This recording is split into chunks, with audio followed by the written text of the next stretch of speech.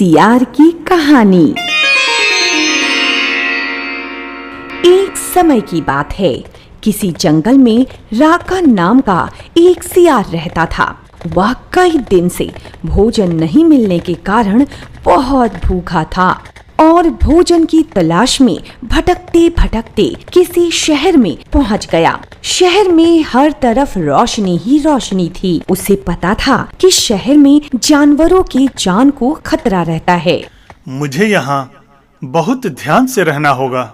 मैंने सुना है कि यहाँ पर लोग और कुत्ते जंगल से आने वाले जानवरों को मार डालते हैं।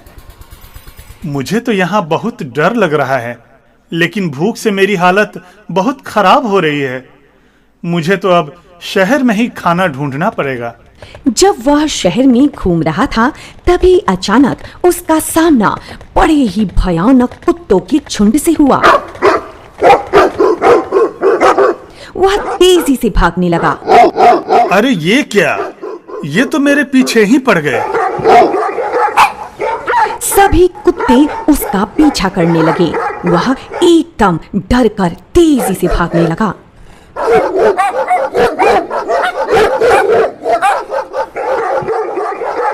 सियार गलियों में घुसकर उनको छकाने की कोशिश करने लगा, पर कुत्ते तो कस्बे की गली गली से परिचित थे। उसने दौड़ते दौड़ते सोचा, अब मैं इन कुत्तों से अपना पीछा कैसे छुड़ाऊं?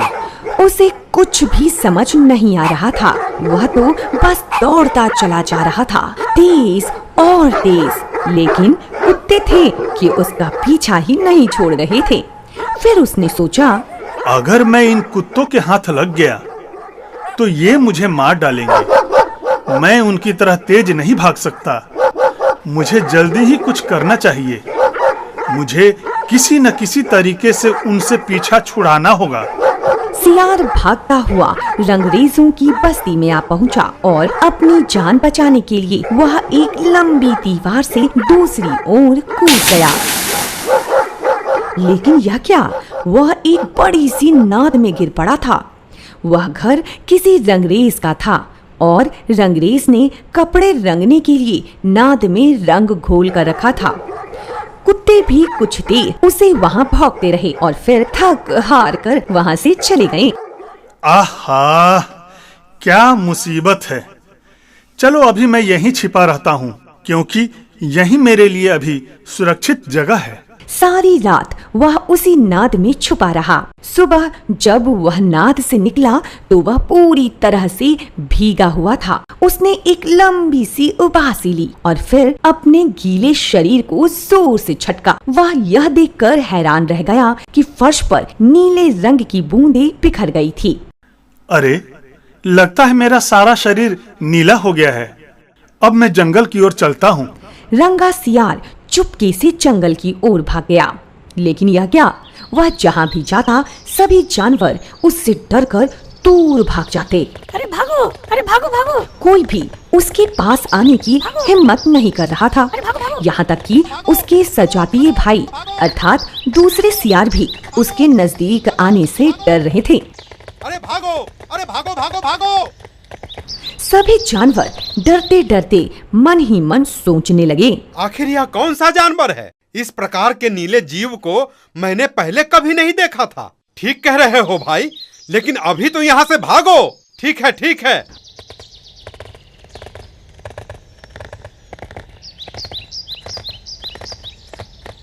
कितना बुरा समय आ गया है। अब सारे जानवर मुझे देखकर भाग रहे हैं। सारे जानवर चालाक भी तो हो गए हैं, लेकिन ऐसे में मैं तो भूखा ही मर जाऊंगा। उसके खौफ से कांपते देखकर रंगे सियार के दुष्ट दिमाग में एक योजना आई। अच्छा, लगता है ये मेरे नीले रंग से डर गए हैं। उन्होंने कभी भी नीले रंग का ऐसा अजीब जानवर नहीं देखा होगा। चलो, अच्छा है, गलती से ही सही, पर किसी तरह मेरे अच्छे दिन तो आ गए। अब मैं इस बात का फायदा उठाकर इन सभी पर अपना रोब चलाऊंगा और इन सब पर राज भी करूंगा। लेकिन इस योजना को पूरा करने के लिए जानवरों को विश्वास में लेना होगा और उनका भरोसा जीतना ही होगा। तब राका सियार ने एक ऊंचे पत्थर पर चढ़कर भागते हुए जीवों से कहा, अरे रुको भाइयों, भागो मत, तुमसे बहुत जरूरी बात कहनी है। उसकी बात सुनकर सभी भागते हुए जानवर ठिठके। उनके ठिठकने का रंगे सियार ने फायदा उठाया और कहा, वन्य प्राणियों, देखो मेरा रंग, ऐसा रंग किसी जानवर का इस धरती पर नहीं है। ईश्वर ने मुझे खुद अपने हाथों से इस अलौकिक रंग का प्राणी बनाकर कहा कि संसार में जानवरों का कोई अच्छा शासक नहीं है, तुम्हें जाकर उनका कल्याण करना है। उन्होंने कहा था कि धरती पर तुम नीलेश्वर महाराज के नाम से जाने जाओगे। अब से मेरा आश्रय यहीं पास में नदी किनारे रहेगा, इसलिए तुम सब जानवरों को बुला लाओ ताकि मैं भगवान का संदेश सुना सकूं। उसकी बातों का भोले भाले जानवरों पर गहरा प्रभाव पड़ा। उन्होंने एक दूसरे की ओर देखा और अपना सिर हिलाया। उन्हें पूरा विश्वास हो गया था कि नीले शरीर वाला यह जानवर कोई भगवान का भेजा हुआ दूत है जो उनकी रक्षा करने के लिए यहाँ आया है। वे जाकर जंगल के दूसरे अन्य जानवरों को भी बताने लगे। अरे सुनो सुनो मित्रों, सुनो, हमारे जंगल में नीलेश्वर महाराज का आगमन हुआ है। अरे नीले रंग वाले? हाँ हाँ, वही नीले रंग वाले नीलेश्वर महाराज। उनके पुण्य प्रताप से जंगल के सारे जानवरों का कल्याण हो जाएगा। सुना है उनके निस्वार्थ वचनों को सुनने से जीवों के सारे कष्ट दूर हो जाते हैं। नीलेश्वर महाराज नदी के किनारे विश्राम कर रहे हैं।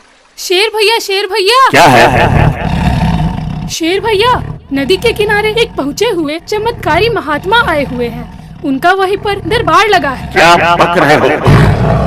ऐसा नहीं हो सकता। मैं इस जंगल का सबसे शक्तिशाली राजा हूँ। मेरे राज में और मेरे आदेश के बगैर किसने दरबार लगाया है? किसकी इतनी हिम्मत हो गई है? सही कह रहा हूँ शेर भैया। सुना है उनका चमत्कार आपकी शक्ति से भी ज्यादा है। वे सबके मन की बात जान जाते हैं। मैं नहीं मानता, यह अजूबा नहीं हो सकता। तो ठीक है, चलो तुम अपनी आंखों से देख लेना और अपने कानों से सुन भी लेना। ठीक है, लेकिन यदि तुमने झूठ बोला तो मैं तुम्हें खा जाऊंगा। और यदि सच हुआ तो मैं तुम्हें अभय दान दूंगा और हमेशा के लिए महात्मा का शिष्य बन जाऊंगा। जैसे ही शेर गुस्से में नीलेश्वर के दरबार में पहुंचा,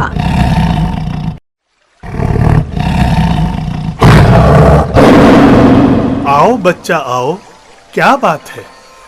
मैं अपनी दिव्य दृष्टि से देख रहा हूँ कि तुम्हारे अंदर बहुत ही क्रोध भरा है। महाराज, मगर आपने ये कैसे जान लिया? मैं सब जानता हूँ बच्चा, और तुम मुझसे कुछ सवाल भी पूछना चाहते हो। धन्य हो महाराज, मुझसे भूल हो गई। आप तो अंतर्यामी हैं। कहिए क्या सेवा करूं? तब शेर सिंह ने वन्य प्राणियों से कहा, दोस्तों, मैं शेर सिंह आज से नीलेश्वर महाराज को महात्मा के साथ साथ अपने जंगल का राजा भी घोषित करता हूँ और मैं उनका दास बनना स्वीकार करता हूँ। आज से मैं अपना ताज भी महाराज को समर्पित कर रहा हूँ। श्री श्री नीलेश्वर महाराज की जय! नीलेश्वर महाराज की जय! श्री नीलेश्वर महाराज की जय! इस प्रकार अब अन्य जानवरों को भी बहला फुसलाकर नीलेश्वर के दरबार में लाया जाने लगा। तभी बंदरों का एक झुंड उसके पास आया और सिर झुकाकर बोला, महाराज, हम सब आपकी सेवा करना चाहते हैं। कहिए क्या सेवा कर सकते हैं? सियार अपनी आवाज में रौब लाते हुए बोला, सबसे पहले मेरे लिए कुछ खाने पीने का प्रबंध करो और कुछ मेरी सेवा में मेरे पास रहो। मुझे बहुत जोरों की भूख लगी है। भोजन के बाद मैं थोड़ी देर आराम करूंगा। जी महाराज, हम अभी भोजन लेकर आते हैं। इस प्रकार से नीलेश्वर का दरबार सज गया। वह हर रोज उन पर अपना हुक्म चलाता। शेर और चीता जैसे बलवान जानवर भी उसका हुक्म मानते थे। मेरे प्यारे बच्चों, देखो, मुझे तो ईश्वर ने जीवों के कल्याण के लिए यहाँ भेजा है। मैं उनका एक दूत हूँ। मैं तुम्हारी रक्षा करने आया हूँ। और अगर मैं तुम्हारी रक्षा करूंगा तो तुम्हें भी बदले में मुझे कुछ न कुछ देना होगा, ठीक है? ठीक है महाराज।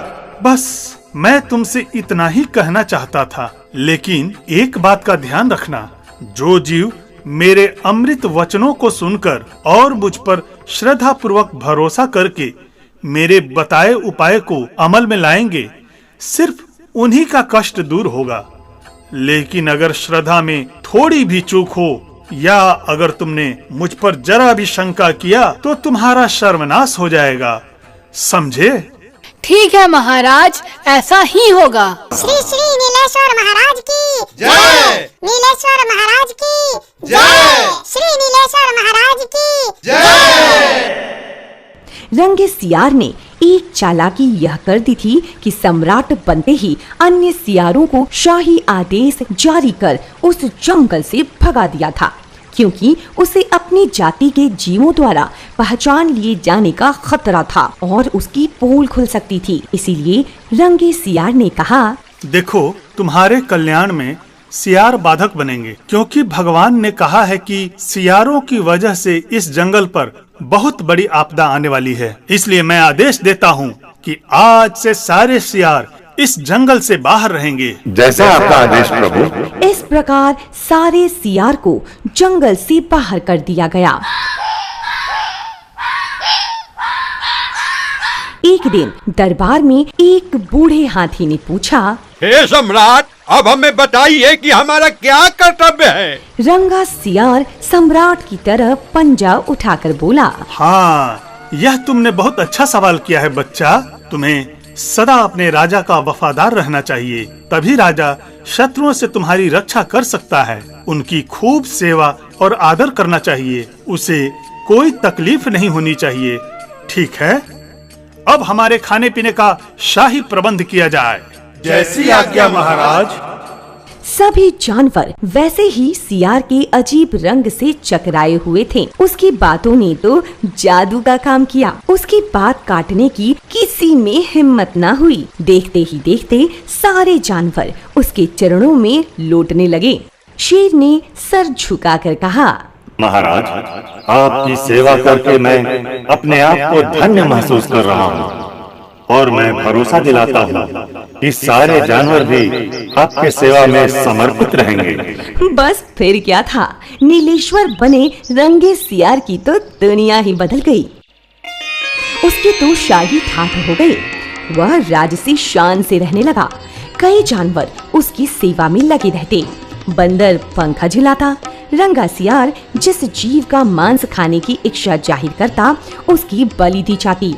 वह हर रोज उन पर अपना हुक्म चलाता, उनसे काम करवाता, खाना मंगवाता और फिर खाना खाकर डकार मारकर सो जाता। वह खा खा कर खूब मोटा हो गया था। क्या लाए हो सेवक?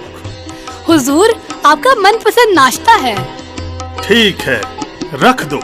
जब सियार घूमने निकलता तो हाथी आगे आगे सूंड उठाकर बिगुल की तरह चिंघाड़ता चलता। शेर उसके पीछे कमांडो बॉडीगार्ड की तरह होते।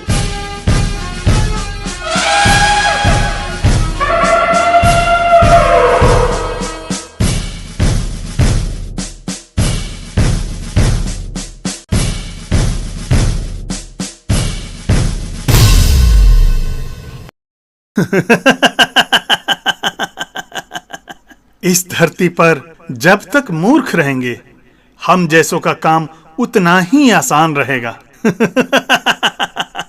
मुझे तो अब सचमुच में महात्मा बनने का एहसास हो रहा है। अरे, ये तो मैंने सपने में भी नहीं सोचा था कि सारे जीव इस तरह मेरी आज्ञा का पालन करेंगे। आह, कितनी प्यारी जिंदगी है मेरी। एक दिन जब दरबार लगा हुआ था कि अचानक बादल छा जाते हैं और घनघोर वर्षा होने लगती है। वर्षा के कारण सियार का सारा नीला रंग धुल जाता है। तभी उसको देखकर सारे जानवर चौंके।